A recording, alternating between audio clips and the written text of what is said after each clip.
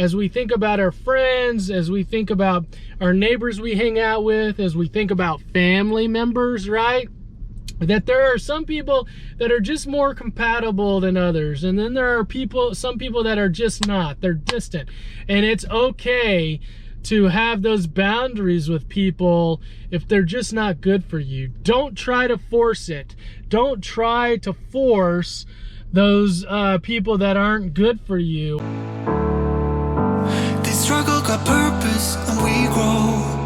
So whatever road we have to take next, all I need to know is that we'll roll with the punches.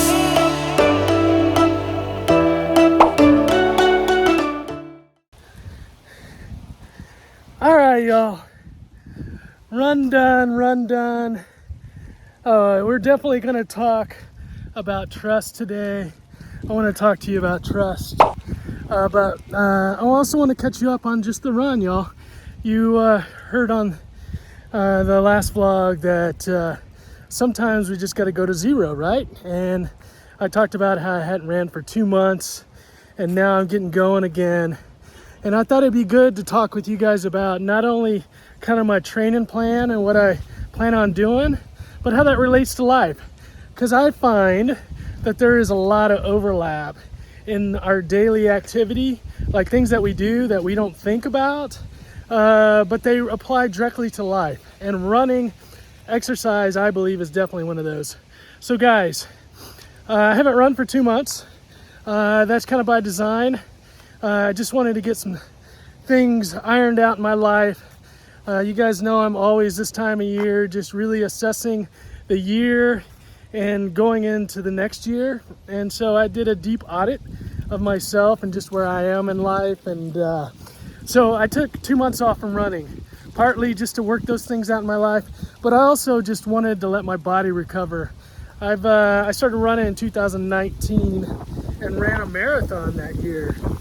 And my body over the last 2 years has taken a big beating. And I noticed in my last runs before I took a break, my body was just so sore. It was just basically telling me, Randy, you need to take a break. You need to take a break. So I listened to it. I took 2 months off. I'm not gonna play nice. I'll be the witch you tell your friends about. I'm the crazy ex-girl. So where this applies to life, guys, is sometimes I believe when we're doing things that we got to do it 1,000%. We got to do it 1,000%. We got to do it 100%. You know, we always hear, do your best at everything. And sometimes I don't think that's right. I don't think we should always do our best. I think we got to be mindful and aware of where we are in life. And I always say something is better than nothing. Give me 1%. If you don't think you can give me 0% today, if you don't think you got anything in you, give me 1%. Just do a little better than what you think you can do. Just give me a little bit more than what you think you can do, okay? So for me, my best isn't 10 miles, right? I could do probably 20, I could do 30, I could push myself, but I'm aware, I'm gradual, I'm working up to that point. And I believe that our egos sometimes gets in the way of life, right? Our egos say, oh, you can do more than that. You should be doing more than that, Randy. What are you, weak? You're weak. You're giving in. You're not trying your best. And that's our ego talking. That's my ego talking. And I've got to talk back and say, no, I've got a plan. I got a gradual plan. I'm slowly working up. I'm controlling what I can control, right? I'm within myself. I'm aware of what I'm doing, and I'm gradually going to work up. And if I don't let my ego get in the way and I gradually work up, it's going to be a lot easier if I just slowly climb. Now, if I let my ego get in the way and I just go like this and I go from 0 to like 50 miles, guess what's going to happen, guys? I'm going to crash. I'm going to be sore. I'm going to be tired. My lungs are going to be hurting. Everything it's just not going to work out. All right. So my point in this, if it's running, if it's exercise, whatever it is, the best thing that you can be is self-aware. The best thing you can be is self-aware. Be humble, right? Just be like, hey, I'm not there yet. This growth mindset that we talk about, I'm not there yet. It's okay. So for me, guys, it's going to be a gradual process on this running. I'm not there yet. But gradually, I'm just going to give consistent effort. I can give 2 miles. I can give 3 miles. On Saturday, I can give 5 miles, and just gradually climbing, accomplishing that goal slowly. So by spring, right, I'll be at my goal again, where I'll be able to do races and I'll be able to have a good base. I'll have a good base. That fitness will be there, that conditioning will be there, and then I'll be able to push a little harder. Be self-aware, be humble, don't let your ego get in the way. Just be you, y'all. Just be you. Okay, it's time for what's been coming up in client sessions. All right, y'all, on today's show, we're talking about trust. We're going to talk about trust and what trust is. Y'all, trust is the foundation of relationships. It's the foundation of relationships. It allows us to be vulnerable with each other. It allows us to give part of ourselves, right? If I trust you, I'm going to open myself up and I'm going to give of myself, right? Those walls, those boundaries, as I trust you more, they're going to come down. Why are they going to come down? Because I trust that you're not going to hurt me. I trust that you're not going to hurt me emotionally. I trust that you're not going to hurt me physically. I trust that you're not going to hurt me sexually, right? I trust you. As I trust you more, the walls come down. What happens though if someone breaks your trust? Then guess what? We have to put the walls back up. Why are the walls there? The walls are there to protect us, protect you from that person hurting you, right? So the trust is the foundation of the relationship. The more I trust you, the more I can open up and the more I can be vulnerable. All right. So what we have to do is, part of what we have to do is I say, okay, I know who you are.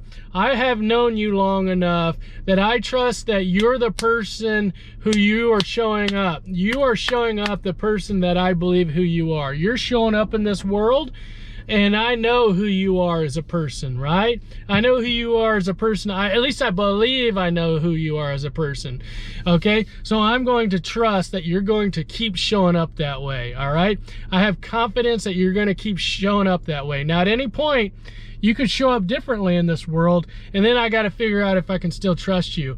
But at this point, I can trust you, okay? I can trust you. So part of the trust is I'm going to trust you, so I'm going to give some trust to you, but also I'm going to trust myself. I'm going to trust myself and say, if for some reason you show up and you decide to make a decision that goes against my expectations, okay, that what I expected of who you were going to show up to be, who you show up to be, if you break that expectation, then I'm going to trust myself that I can handle whatever it is, right? I can handle whatever that is that you broke, that trust that you broke. I'm going to be able to handle that, okay? So part of the trust is on you, and I'm going to trust that you keep showing up that way, so I'm going to open myself up. And part of it is the trust I have in myself. I'm going to keep believing in myself that if for some reason you break my trust, that I can handle it and I can take care of myself when you broke my trust. Does that make sense? So sometimes what we have to do is we have to say, okay, well, you broke my trust. Okay, you're going to now have to show me a pattern that the person that I thought you were, that you're going to now have to show that pattern again and again and again. At some point though, y'all, that person isn't going to be able to give you certainty. They're not going to be able to give you certainty that they're not going to break your trust again, okay? So when they're not able to give you certainty, you have to believe in yourself. You have to say to yourself, okay, well, I'm going to go ahead and give you more of my trust. I'm going to let those walls come down, And as those walls come down, I'm going, and maybe they come down slower than they did last time, okay? But I'm going to put that trust in myself. I'm going to put that trust in myself to say, okay, as I let the walls down, I'm going to trust myself that if for some reason you break that trust again, I'm going to be able to handle it. I'm going to be able to trust in myself that I'm going to be able to handle it. Now, some people give a lot of trust to a person. They let those walls down, but then they don't have the trust in themselves, right, to be able to handle it if the trust is broken. And so they spiral out of control. They keep giving trust, but they can't handle it themselves. And then that's when they become emotionally dysregulated. So I think it's a two-part process where I'm going to trust you. I'm going to trust that you're going to keep showing up of who I think you are, right? But if you break my trust, I know that I can handle it. I can handle it. All right? Does that make sense? That makes sense? She'll regret you like a bad tattoo, 'cause you'll never change, you'll always stay. All right, so something that happened that was a little funny. You know, Midwest Anxiety, we just do mental health differently, y'all. We do mental health differently. We're community-based, so we go into people's homes. And so they open the door, the client opens the door for the first time, and they go, oh, wow. I'm like, oh, what? And they're like, you're not like what I thought you would be. And I was like, oh, what did you think I would be? And they're like, oh, like you'd be in like a suit. And I'm like, oh, well, suits are good for, you know, some people, but just not for me. That's just not who I am. And they said, oh, I like you. So guys, my point in this is, like, you know, there's all different types of therapy. You know, there is a time and a place for therapy that's in the office, but that's not Midwest Anxiety. That's not Midwest Anxiety. You, as a client, just have to figure out what's best for you. Do you like that more traditional, professional setting, or do you want something that's just more a little out of the box, a more just non-traditional, community-based, a little bit more casual, like Midwest Anxiety? It's potato, tomato. Like I talk about all the time, we do mental health differently. We do it a certain way, but it's not for everyone. You got to choose what's best for you.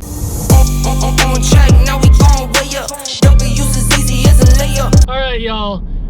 What I'm getting ready to tell you works especially well with kids that struggle with obsessive compulsive disorder. You know, they've got a thought in their mind and then they've got to do something to get rid of that thought, right?